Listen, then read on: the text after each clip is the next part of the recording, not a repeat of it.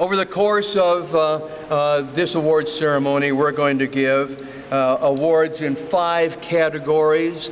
Some of you here, I look out, are part of the selection committee that made these decisions, a selection committee made up of past award winners, of some of the leading academicians in the United States, of federal government, local government individuals, people who are really specialized in this area, and it's they who came together and made the decisions that we're about to honor today.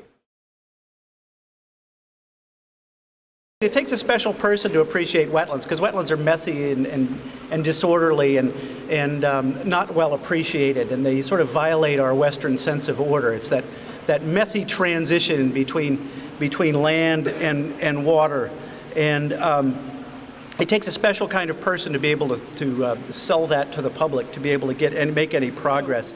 The challenge that we face going forward is finding more heroes and finding new ways of dealing with the challenges we face, because we're going to have to run even faster just to stay in place. So I think that as we go forward, we're going to need to find a lot of new partners and a lot of people whose interest is in restoring these ecosystems, but for reasons that aren't on the center of our plate right now. They don't care about the ecosystem and the habitat. They're looking at meeting a permit under EPA, and that's why they're restoring it. So I would urge everybody to look for new ways of finding new partners. And also, I think, new ways of talking about the work that we do. When I first started in this wetland world, it's a lot what Skip was saying, is that you'd ask people, like, what do you think about wetlands? And there was 3 camps. There was one camp that was, I love them, and it's someone who, loved going out and getting dirty when they were young and catching a frog, or it's someone who's a bird watcher, or a kayaker, or a fisher, or a hunter.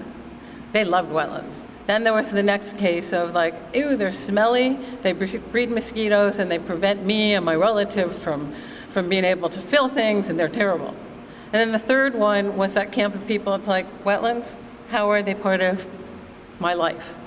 And I'm here to tell you that I'm actually feeling pretty optimistic now, because I think we've made a big shift, and it's a lot of the same thing that Skip has been saying, and it's a lot of the work that we've been doing for the last couple of years, is really telling people that wetlands are one of those systems that whether you know it or not, they're working for you while you're sleeping. I first began working at the Malibu Lagoon in 1996. Then I was a svelte, 180 pounds, wide-eyed, bushy-tailed, ready to go, flowing mane of beautiful brown hair. Oh, I remember it well. And we overcame many, many obstacles in those 16 years, which enabled us to be able to restore Malibu Lagoon. I wouldn't be much of an environmentalist if I didn't take a couple seconds to preach. And it's just far cheaper, smarter, and ecologically better if we could protect those resources instead of having to invest 17 years and countless hours and millions of dollars to restore them. By preserving our wetlands and our buffer areas, our streams and our floodplains, we not only ensure superior flood protections, but we get cleaner water. Our best technology, or the best technology we know of for clean water, is wetlands and streams, and they do a better job of removing pollutants than all the engineering solutions that we've come up with.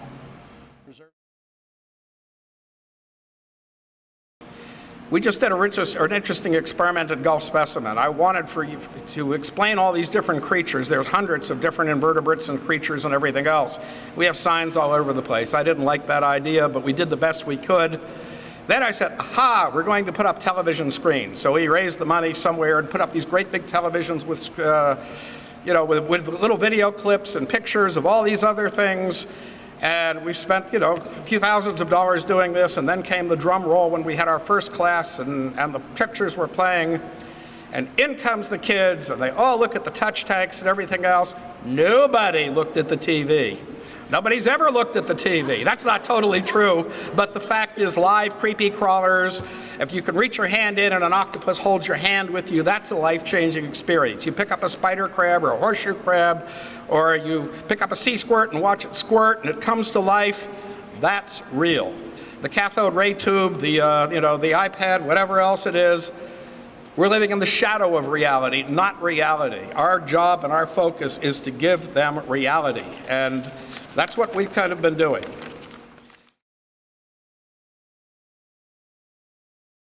I've also been, as was mentioned before, been studying our prairie potholes. There's about 2 or 3 million depressions in eastern Dakotas formed by the glaciers of about 10,000 years ago. Those hold water when there's plenty of moisture, and a lot of them have been drained. Iowa's lost all their wetlands. Western Minnesota's lost all their prairie wetlands. The Dakotas still have about half of theirs left. The issue was, okay, you've got wetlands in a fairly dry region. It's windy. It's hot in the summer. The rainfall is moderate. What is going to happen when the climate warms up? And it turned out, as we would guess, these are sort of fragile ecosystems. They're sort of on the knife edge, especially in the western part of the range where it's drier. And a little bit of temperature increase in the models that we developed looked like these wetlands might lose their function if we go to the 2 to 4 degree centigrade ranges that have been forecast. And that's something we got interested in, so we've been developing computer models for 20 years now to better refine this kind of estimate. And the bottom line of that work now is that a 1 to 1.5 degree increase in temperature from here on, these wetlands can tolerate reasonably well. There'll be impacts, but not severe impacts. But if we go to 2 degrees or 3 or 4, we've got real problems. These wetlands are going to lose their function. We don't want to go to 4 degrees centigrade warmer, or this wonderful system that contributes so much biodiversity to our northern plains and so much waterfowl and wildlife will essentially be non-functional.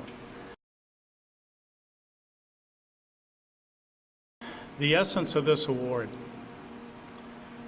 really belongs to all those that work in Minnesota and across the nation on conserving and managing wetlands,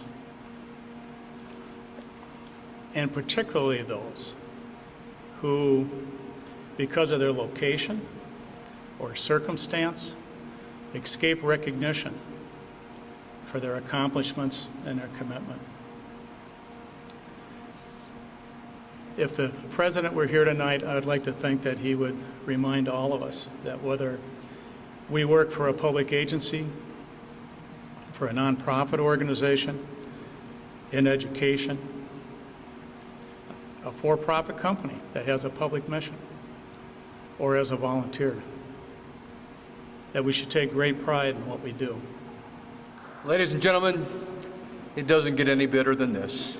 It doesn't get any better than sharing the experiences of people that we treasure, of individuals we value, of a dedication to environment that we all share. It doesn't get any better than that. Skip, you challenged us at the beginning. You started us out, and what did you say? You told us we need more heroes, and I think we delivered tonight. We delivered.